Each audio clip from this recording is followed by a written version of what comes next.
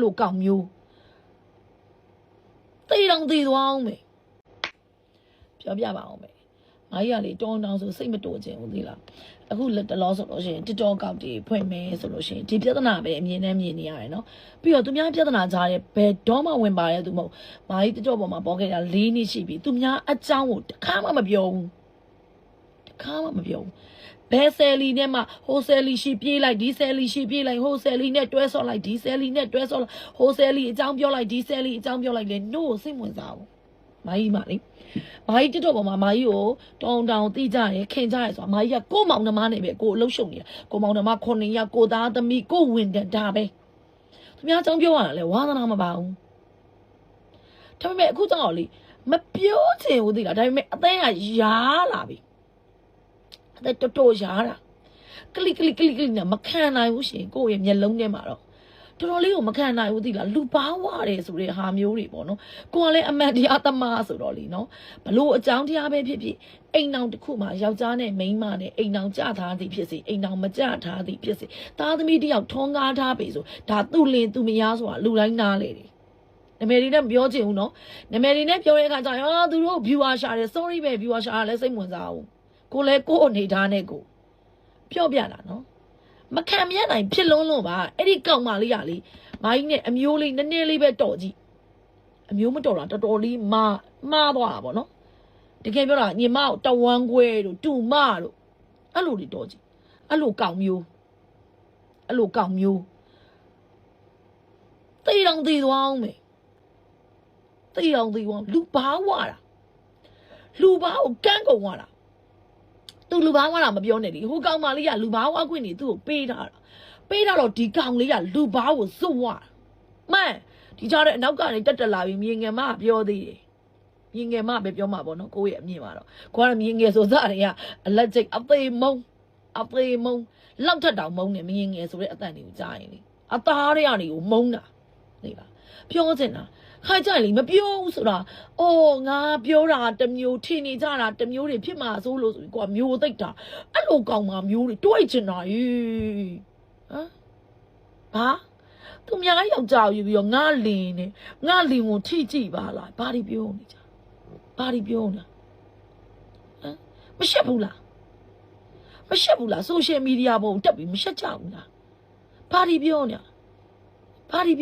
စုံနေကြဟမ်နင်တို့အရွယ်လေးတွေကြီးတော့20ကျော်လေးနဲ့ငါလင်နေသူ့လင်နေနဲ့ဒုက္ခဖောက်ပြန်နေတာကိုဂုံယူနေကြတဲ့အတန်းစားတွေဟမ်နင်တို့ဘာတွေလောက်ကင်စားတော့အောင်မလူလောကနဲ့မှာဟိုကောင်းရုပ်ကိုလည်းကြည်အောင်လူစရာငါလိုကလေးတယောက်မိတော့မကြိုက်ဘူးထွိအဲ့လိုမျိုးထွိအဲ့လိုဘာတွေပြနင်တို့ကကောင်မလေးကိုလည်းပြောမယ်ကိုဘွားကိုအချိန်နဲ့ကိုကရက်တီစားစမ်းပါထမင်းတလုံးအတွက်နဲ့များဘာတွေပြနေကြတော့လို့ခါလေးတကယ်ပြောတာငါနဲ့အမျိုးမတော်တာပဲကောင်းပါရဲ့လို့ငါနဲ့ကအမျိုးတော်ရင်အခုတို့တွေဖြစ်လို့ပါလို့တပတ်ကကောင်မလေးကိုတော့လေအစတုန်းကတော့သူ့ကိုပေါ့တန်နေရဲသူဒီဘာဖြစ်တယ်ညာဖြစ်တယ်လို့ထင်ခဲ့ပေမဲ့နောက်ပိုင်းကျတော့သူဒီမိခင်မြတ်တာစိတ်ပြင်းပြနေရလေးကိုတွေးပြီးတနာပါလေအမေတယောက်ဖြစ်သွားတဲ့အခါမှာလေတိတ်တနာဖို့ကောင်းတယ်ပါတဲ့ပြောလိုက်သေးတယ်သူတို့ကခလေးကိုတော့ပတ်သက်ပါတယ်ခလေးကိုတော့ခေါ်ပါတယ်ဆိုတော့အားရပြီးတက်လုံကြတာပေါ့နင်တို့ကဘာဒီပြောနေအဲ့ကောင်ကဘာဒီပြောနေရလို့ရှေ့နေငားကြလားဟုတ်ကောင်မလေးဘာဒီပြောနေဘာဒီဟာမနေနိုင်တော့ကြားရတဲ့ပြောချင်တော့ဦးတွေရနေပြီသိလားငါနဲ့လည်းဘာမှမဆိုင်ငါတက်လုံးနဲ့သူများအကြောင်းမပြောဘူးဘာဖြစ်လို့လဲနင်တို့သူများစားပြီးသားကြံကြောင်းတစ်ချောင်းကိုမနင်တို့တွေးကြည့်ရင်စားပြီးတော့ကိုစုပ်ပြီးတော့ထွေးထုတ်လိုက်တဲ့ဟာတွေတိတ်ချိုနေရတာလားငါတို့ကအဲ့ချိုတွေစုပ်ပြီးပြီနင်တို့ဘာတွေပြစ်နေရလဲလို့ပြောလိုက်စမ်းပါငါတို့အဲ့ချိုတွေစုပ်လို့ကုန်သွားပြီနင်တို့ကောက်စားပါနင်တို့တိတ်ချိုလားပါကြီးရပြစ်မနေနဲ့ငါတို့ကြံကြောင်းချောင်းလုံးကိုကောက်စားတဲ့စတိုင်မျိုးပဲနင်တို့တွေးကြည့်လိုက်ကြံကြောင်းကိုငါတို့ကြိုက်လိုက်တဲ့အချိန်မှာငါတို့အရန်ချိုသွားပြီငါတို့ဝါပြီးပြီအပါတရထွေးထုတ်လိုက်တာငါတို့အချိုကုံလို့ထွေးထုတ်တာနင်တို့ကအချိုကုံလက်စားဟာလေးကိုကောက်စားပြီးတအားချိုနေရလို့ဖြစ်နေလားစီးချိုတွေတက်ပြီးသေနေဦးမယ်နော်ဘာတွေဖြစ်နေပြောမိမယ်နော်ဒီလားမတရားမလုပ်ကြပါနဲ့လူဘွားကြီးမှာတန်တရားမှာဝစ်ကတိတ်ကြောက်ဖို့ကောင်းတယ်နော်ညီမလေးဝ ဝစ်ကမနေဘူးတန်နေရမှာဝစ်သိလားဝစ်ဆိုတဲ့စာလုံးလေးကတက်လုံးနဲ့ညီမလေးဒါမရင်ငယ်မခံချင်နဲ့သိလားမရင်ငယ်ဆိုတာလည်းကောင်းတဲ့အရာမဟုတ်အကြောင်းမျိုးကြောင့်မရင်ငယ်ဖြစ်နေကြတဲ့လူတွေလည်းအများကြီးရှိတယ်အကြောင်းမျိုးကြောင့်ဒါပေမဲ့နင်တို့ကဇွတ်ဖြစ်နေတာဇွတ်ချိုးနေတာဒီကျန်စုပ်ပြီးသားကျန်တော့နေမှာဇွတ်ချိုးနေတာဒီကျန်ကိုကြည့်လိုက်တော့လဲဟိုရင်ကောင်တလောင်းလောက်နဲ့ကျန်ဟမ်ဘာတွေဖြစ်လဲပြောရင်ကုန်ရှုပ်ကုန်မှာအတန်ရှင်လည်းမရှာဘူးနော်အေးငါလည်းနင်တို့နာမည်တက်မပြောထားအောင်နော်အေးငါနာမည်တက်ပြောတော့နင်တို့နဲ့ငါနဲ့တွေ့မယ်ဆိုတာမှတ်တာဟိုကောင်မလေးဘက်ကတော့နာတယ်ကလေးကြောင့်မိကောင်မလေးဘက်ကတော့ငါအသေးနာတယ်ငါညမလေးလိုသဘောထားပြီးနာကျင်တာလေငါတို့ကလည်းကလေးအမေဆိုတော့နာတယ်သိလားစိတ်မကောင်းဖြစ်တယ်သနာတယ်မိန်းမတွေပဲသိရခံစားချက်ဒီကြားတဲ့ဒီကောင်ကြီးကလက်ပါသေးရနော်ဟောနဲ့တော့တွေးလိုက်ချင်တယ်အမလေးအဲ့လိုမျိုးလေဆက်သွဲပလိုက်မယ်မလို့ဆက်သွဲပလိုက်မယ်အဲ့လိုမျိုးတွေးလိုက်ချင်တယ်ကိုလည်းကလေးတွေပြောထားတယ်ဟာနဲ့တော့ဘာမှမဆိုင်ဘူးလို့ငါလည်းလည်းဘာမှမတော်ဘူးလို့အဲ့လိုဟာတွေငါလည်းတွေးလို့ရတော့တက်ဂုံရှိနေဟမ်ဂုံတိတ်ရှိနေဖာရီတော့ဟမ်စိတ်တောင်ကုန်နေဘာစိတ်တူတုံးဟမ်ဘာစိတ်တူတုံးအော်ဒီမဖိုးမရလာပြောလို့ဒီနေ့ तू ကယာတုမြင့်နေရလေဟိုအားလို့ဒါအခုခေတ်ကလို့မရကြီးရလို့မရင်ငယ်တွေကိုကြောက်နေရတဲ့ခင်အဲ့ဒါကြောက်ပြလို့အဲ့ကောင်မတွေကကြောက်ပြလို့အဲ့ဟိုမယားကြီးတာဘလို့ဖြစ်နေရလဲဆိုကိုလင်လဲပေးရသေးရယ်ကိုဟာလဲပေးရသေးရယ်ကိုကအနောက်ကနေကြောက်လိုက်တာငါတို့တော့ကောက်ပါမျိုးနဲ့တွေးလိုက်ချင်သေးတယ်စောက်မွေးရောအမွေးရောရောရှိပဲရေထဲမျောပေးပလိုက်တယ်အဲ့လိုကောက်မအောင်အဲ့ကောင်ရောအမလေးကိုလင်တော့ကလည်းတော့ရှင်းရှင်းပဲနော်ဘယ်မိသားစုမှမလိုက်လာနဲ့အမေတို့လည်းမလိုက်လာနဲ့သမီးကြိုက်လို့သမီးယူထားတာပုံမဟုတ်လားဟုတ်တယ်မလိုက်လာနဲ့သမီးကြိုက်လို့သမီးယူထားတာမလိုက်လာနဲ့ဆိုတော့ကြောက်လို့မဟုတ်ကိုယောက်ျားကိုစောက်စကားမများနဲ့စောက်စကားမများနဲ့အေးညီတို့ငါးခဏကိုထဲမှာဒဏ်ရာတစ်ချက်ပေးတယ်ခလေးမွေးထားတာဒဏ်ရာရတယ်လေခလေးမွေးထားတာငါတို့ကအားရပြီးဒီဘိုက်တွေကနော်အဲ့တော့ဒဏ်ရာရတယ်ညီတို့လည်းဒဏ်ရာတစ်ခုခုရှိတန့်နေဆိုပြီးတနခါတော့ခေါင်းကိုရက်ခွဲပေးပလိုက်တန့်နေလူကရတန့်နေမင်းငယ်တော့ပတ်တင်မဲ့တက်ပြောတာညီတို့တော့ကောင်းတာမျိုးတွေအရန်မမောရင်ရှူထားလိုက်ဒါတွေရွှေထက်နေတဲ့အချိန်ညီတို့ရေစေးပေါင်းငါတို့ကတော့စားတော့လို့ပြီးသွားပြီညီတို့ပေါင်းဒီလိုကောင်းမျိုးတွေလည်းပြတ်မပေါင်းဘူးအခုလည်းခါကြသူများတွေကပြန်ပေါင်းပါလားပြန်ပေါင်းချင်ညီတို့မှနှမတွေအမတွေရှိပေးပေါင်းလိုက်လို့ပြောလိုက်ငါတို့ကတော့ပြန်ကိုမပေါင်းဘူးနော်ကိုယောက်ျားစားလာဖို့လည်းပေါ်တင်မပြောရတယ်ငါဘက်ကရီးစားအစ်ထားမယ်နီနဲ့လည်းပြန်မပေါင်းဘူးခါရင်ငါ့ကိုစိတ်ချော့တာအခုဖြစ်နေတဲ့ဇလန်းတွဲမှာဟဲ့ဖို့မင်းတန်လားတန်ကိုဘာမှမကောင်းတဲ့ယောက်ျားတယောက်ဘာလုပ်တော့မှာအားဖြစ်နေကြတော်တော်မှမောပြီးဆွဲနေတာအဲ့ကောက်မားတွေနှကောင်လို့တွေခေါင်းကျင်းဆိုင်ပြီးထိပေးလိုက်ချင်တော့တယ်ပြောချင်တယ်ဘာလို့ရမှာလဲစောက်ကမိုးမရှိတဲ့ကောင်ကစောက်ကမိုးတွေတက်မိုးပေါ်တက်ရောက်လို့စောက်ကောင်ရဲ့ရုပ်ကိုကြည့်လိုက်တော့တယ်ငါမပြောလိုက်ချင်ငါ့အိမ်မှာအလုပ်သမားဖြစ်လာရှောက်တော့ကျန်းအောင်တိုက်ခိုင်းမယ်အဲ့လိုရှုံမျိုးပါနော်ပြောပြတာနှိမ်တာမဟုတ်ဘူးလေမိမတွေတန်မိုးရှိအောင်နေပါနင်တို့တန်မိုးရှိအောင်မနေတဲ့ခါတော့စောက်ပြောစောက်ဆိုခိုင်းရဒီလိုကောင်မျိုးတွေဘာများစောက်တန်မိုးရှိနေငါလည်းနေရာချင်းလဲချင်တယ်တကယ်ပြောတာသိလားငါအသေးတွေရှားတာသိလားဂျားတွေကဘသူ့ကိုတနာလဲဆိုခလေးတွေကိုတနာတယ်ဘာဖြစ်လဲကိုအားရပြီးကညောင်းကြတက်လောက်ကြပြီးဒီခလေးတွေခေါ်ပြီးဒီခလေးတွေကိုလူလောကထဲမှာမြေစာဖြစ်တတ်မှတ်တယ်ဟိုမေဘူးတနာဖို့ပါခလေးတွေပဲတနာဖို့ပါကျောင်းတက်နေတဲ့ဒီကလေးတွေမှာမိမရှိဖားမရှိနင်တို့စင်စာနင်တို့အောက်ကဟာထွက်တော့မယ်ဆိုစင်စာငါတို့ဒီမိမကိုတာဝန်ယူနိုင်ပြီလားငါတို့ဒီကလေးပေါ်မှာတာဝန်ကျေပြီလားဒီမိမတွေကဘလို့ခွန်အားတွေနဲ့လောကကြီးမှာရင်ဆိုင်ခဲ့ရမယ်မိမတွေလည်းခပ်ပြောင်းညံ့မနေပါနဲ့ခပ်ပြောင်းညံ့ယောက်ျားပါတစ်ချက်ရိုက်ယောက်ျားဆိုတာစမ်းနေနော်ယောက်ျားကလည်းစမ်းနေသားသမီးကလည်းစမ်းနေမောင်နှမကလည်းစမ်းနေအရာတိုင်းကစမ်းတဲ့ယောက်ျားဆိုတဲ့သူတွေကစမ်းနေမိန်းမကိုအိမ်မှာထမင်းဝိုင်းမပြင်ထားလို့ဒီနေ့မပြင်ထားလို့ဒီနေ့ပြန်လာဟဲ့ကောင်မအဲစားခေါ်ကြည့်တာကိုကနေခက်လိုက်ပြီးကြောက်ပြရင်သူတို့ကနောက်နေ့ကျရင်ဖဲတွေရောမောင်တွေရောတက်လာတာဟုတ်လားဘုံဟုတ်တယ်အစအရေးကြီးအဲ့တော့ကိုကဟဲ့ကောင်ဘာပြောချင်လဲပြောဘာဖြစ်ချင်လဲဟဲ့ကောင်ငါလည်းအားရမှာမဟုတ်ဘူးနေ့ဟာနေမျိုးစင်းနေ့ထမင်းရှိတယ်တွားထည့်ပါဆိုအားဆိုငိမ့်သွားရောမှန်လားမလားမပါမှန်တယ်လေအဲ့တော့အဲ့လိုမိမဆိုအပေါင်းဆိုးတယ်မပေါင်းရဲကြဘူးပေါင်းနေလေတက်တာတယ်လေနော်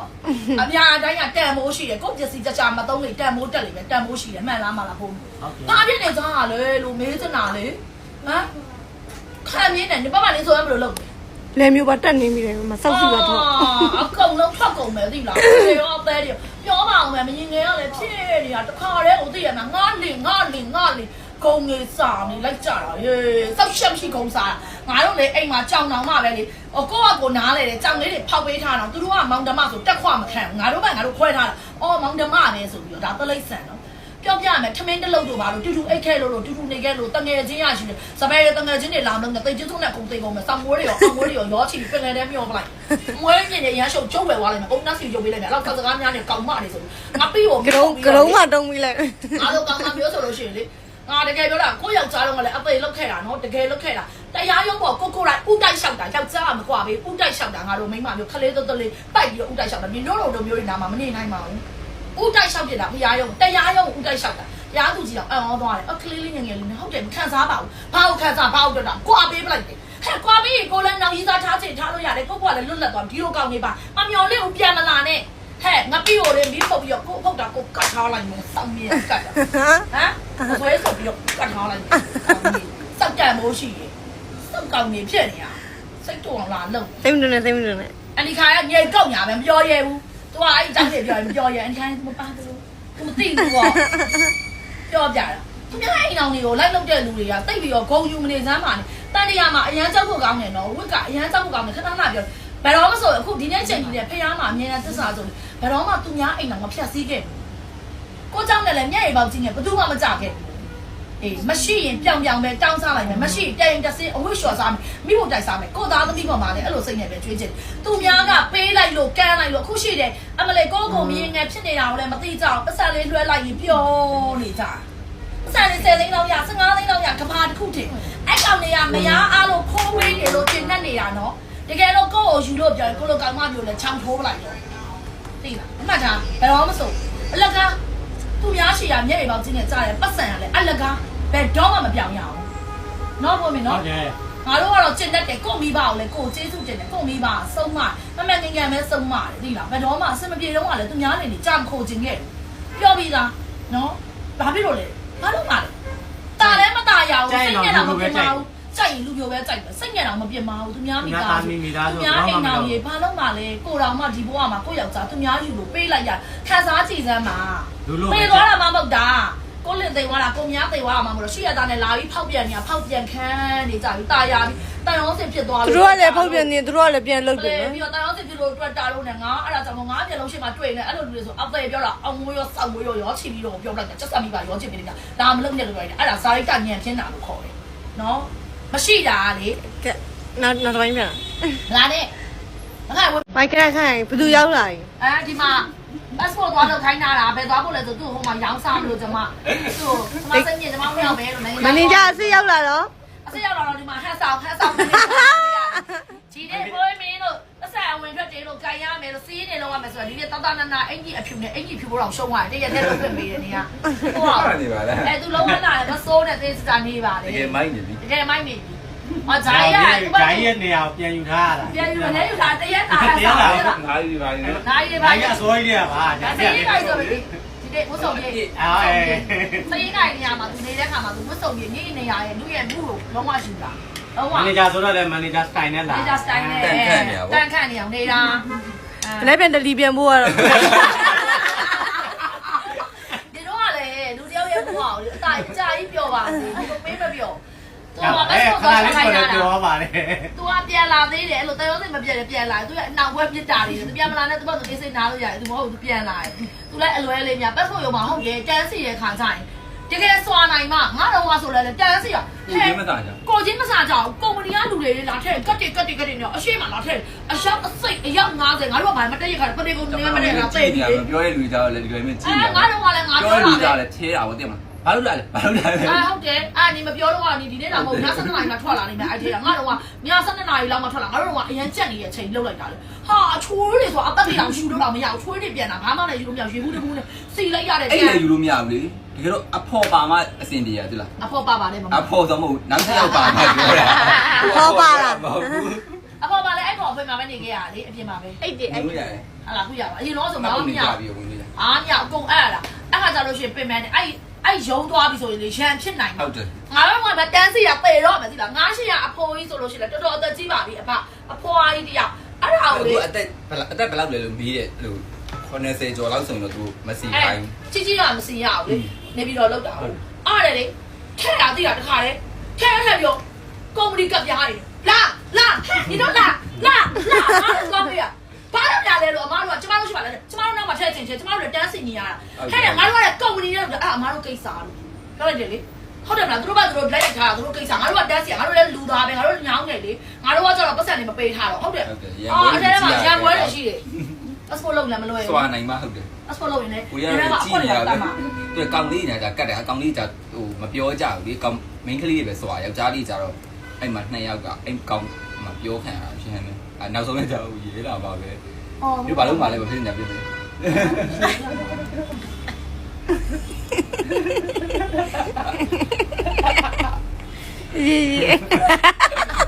ရှင်းထုတ်ခိုင်းလိုက်မှ ကြောက် ထွက်သွားတာ အဲ့